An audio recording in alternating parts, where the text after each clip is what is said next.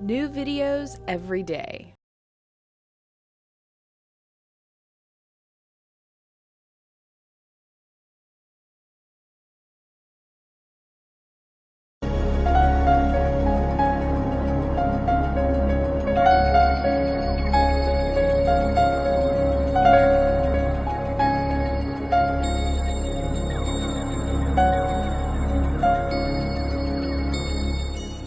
Hi, I'm Radhia Gleis. I'm a certified clinical nutritionist, and welcome to The Natural Way. Today we're going to visit again with Dr. Ron Manzanero, who is an MD, but we're going to talk about homeopathy today. So you're an actual medical doctor. So my question to you is, why homeopathy? Why have you started homeopathy? Many conventional medical doctors consider that homeopathy is very controversial. So tell us why you got into homeopathy. First thing is, we know homeopathy works. If you go back to the annals of medicine or medical history, in Prussia, the Prussian government actually awarded medals to homeopathic MDs for their great success in curing people during the great cholera epidemics. That's fact. It's undeniable. So conventional medicine can say there's nothing there and it's all quackery, but then there must be casting a blind eye to the data and the facts that are there. So anecdotally, there are just thousands of cases. You just go through the homeopathic journals from the 1800s and even in this century, lots of cures. But my interest is, I want to cure people. I'm not satisfied with just saying, here, you have hypertension, let me give you this pill that Susie Q came in with her pretty skirt and said, here, doctor, I want to detail you on the information of this drug. Why are we getting our information from sales reps, number one? Why are we getting our information from professors of medicine at our medical conferences who are actually paid consultants for various pharmaceutical companies? Okay? And the bottom line is, are they actually affecting cure? And they're not. Okay? Now, I'm not knocking it. There are times we need those drugs. I've used them. I still prescribe them. But the beauty of homeopathy is that it has the opportunity to give us a thorough, complete cure. So if I can give you the simillimum, the remedy that matches who you are or who the patient is, and they eventually begin to have a resolution of their condition, whether it's a rheumatoid arthritis. I know of one of my colleagues just recently has cured someone of rheumatoid arthritis with bona fide blood test changes, subjective improvement. I have some of my own cases like this too.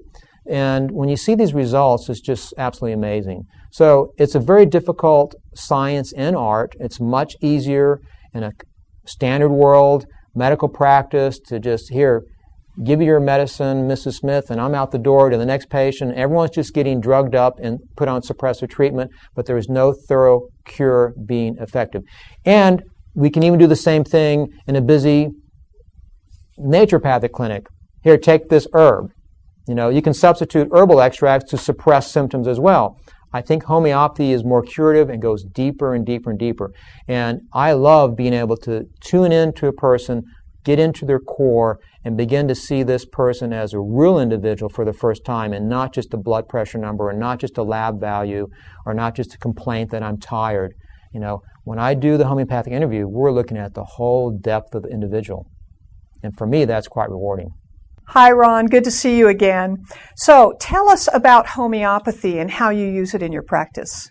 Homeopathy is a natural healing system that was developed by Dr. Samuel Hahnemann in the early 1800s and came over to the United States as a form of healing in the 1840s, and indeed was one of the more predominant medical systems in this country, and they were all MDs. The unique thing about homeopathy is that and what I love about it is we're looking at the whole person, not just a compartmentalized segment or portion of the person, like we're going to deal with your thyroid gland today, we're going to deal with your hypertension today, and this number and your cholesterol, and give you this pill. Everyone who has cholesterol comes in and gets the same pill, basically, in the standard medical system. But in homeopathy, we go through the whole person's list of peculiarities. That constitutes one disease process, okay? We look at the person's dreams, their mental state, any peculiar mental thoughts, their emotional state, any peculiar emotional qualities and responses to things, along with a detailed description of all the physical ailments and sensations. And we try to then take that conglomerate as one whole person, one whole unit, and try to match that with a known homeopathic medicine, and there's about 4,000 of them now, that has been proven to produce the exact same symptoms in healthy people. So what they did in the early days is they would actually get healthy people, sequester them. They'd say, before you take the remedy we're going to give you, just make a catalog of all your current things you have now. Now we're going to give you this remedy. You don't know what it is. In many cases, even double-blind, where the doctor didn't know what was being given. Okay, so they were the first ones to do single-blind studies and even double-blind studies, and they would then start with some homeopathic substance, which could have been an herbal extract or an animal extract or a chemical extract or a mineral extract. They would take that one substance in a homeopathically prepared form, administer it to all these relatively healthy people, and then over the next 4 to 6 weeks they would document, gee, I started having this occur, I started getting more irritable, I started having this occur, and skin eruptions and whatever. So whatever changes took place in their mental, emotional, physical being was what became known as the side effect or remedy picture for that one substance. So then when a person comes in to the office that presents with a certain set of symptoms, we now know from the homeopathic pharmacy, or they call it materia medica, wow, this person sounds like this remedy, remedy X, or remedy A, B, or C.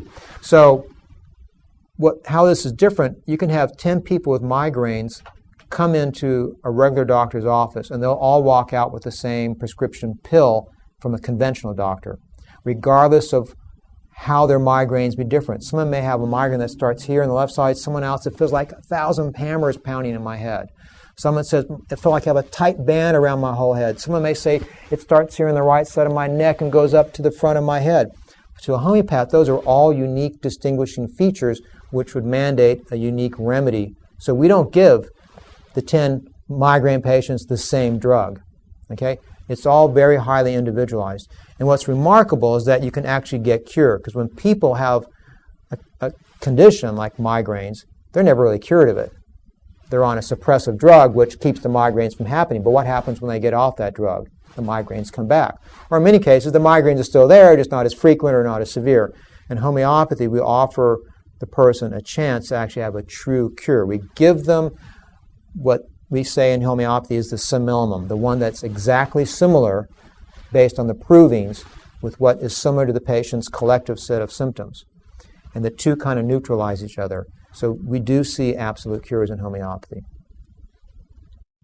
So, Ron, tell us about these remedies and actually how they're made. And, some people hear about homeopathy and they say, well, there's no substance in them. So what's up with that? Tell us about it.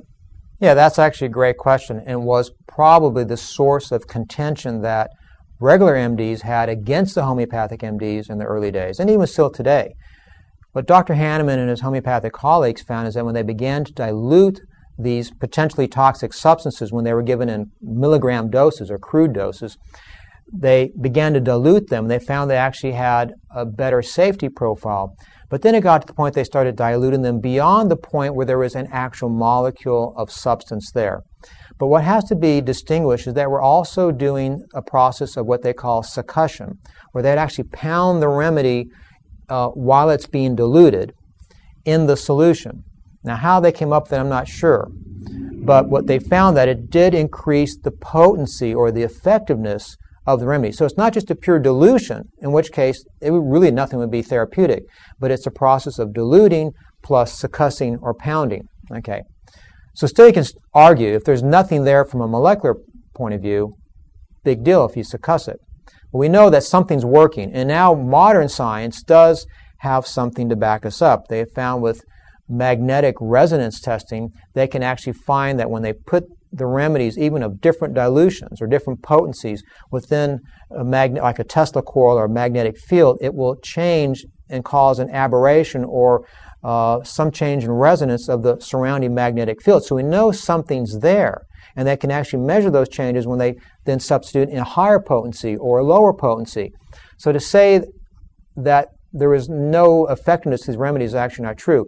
maybe if we think in terms of quantum physics, maybe the answers will be there. So to be truthful, we don't know exactly how these remedies are working. Dr. Hahnemann didn't, but his hypothesis is that we're affecting the vital force of the body. Now that's how the German got translated in English. They call it the vital force, that there is this life animating principle that supports the body, and that disease starts first in the vital force, and that we're matching the energies or frequencies of the substances or the homeopathic medicines to the deranged state of the vital force. Now, if the pathologic or if the disease state continues long enough in the vital force, eventually it may produce an anatomic pathological change in the body. So, for example, someone breaks up to have a long-term relationship that's over with, and they have a broken heart. And that person's grieving, but they may start getting some palpitations and complaints of flutters. If that state continues, where they're always in this depression, and it doesn't get treated, eventually they may have mitral valve prolapse, for example, or some other pathologic state. So I'm just giving you an example how when a functional disease stays long enough in the body that's not treated, it will become eventually a pathological state. And that's how the homeopaths thought of this. Disease first starts in the vital force, then gradually it may become more settled into the physical body as actual structural damage. So we're treating the vital force. We're treating energetically, to use a more modern term. And I think if we look to quantum physics, we're going to find more of the answers. Like I said, we're already finding that there are changes that are detectable with different potencies in magnetic resonance fields. The other thing that I'd like to point out, there's a research scientist who is a PhD cell biologist named Dr. Fritz Alfred Popp, P-O-P-P. He's in Germany. Since 1990, this man has been discovering that the terminal strands of DNA will emit light particles, which we call biophotons. And he's already found that regions of the body will communicate with other regions of the body through this quantum physics mechanism of light expression. Just think about fiber optics. How do we transmit information through fiber optics? We don't have little men in there running around. It's through light impulses, which I can't figure that out. But if the cells of the body are doing this, if you compare to where we are with conventional medicine, we're using milligram doses of drugs, we're so far behind. So in other words, the basic research is already there, thanks to people like Dr. Popp. And I think over time we're going to find that this will be applicable to the concepts of homeopathy. Well, thanks, Ron. You've given us some great information on homeopathy. Well, that concludes our session today with Dr. Ron Manzanero. Make sure that you join us next time for The Natural Way. We will be visiting other practitioners in alternative and complementary medicine. So stay tuned. Make sure that you subscribe, and we'll see you next time.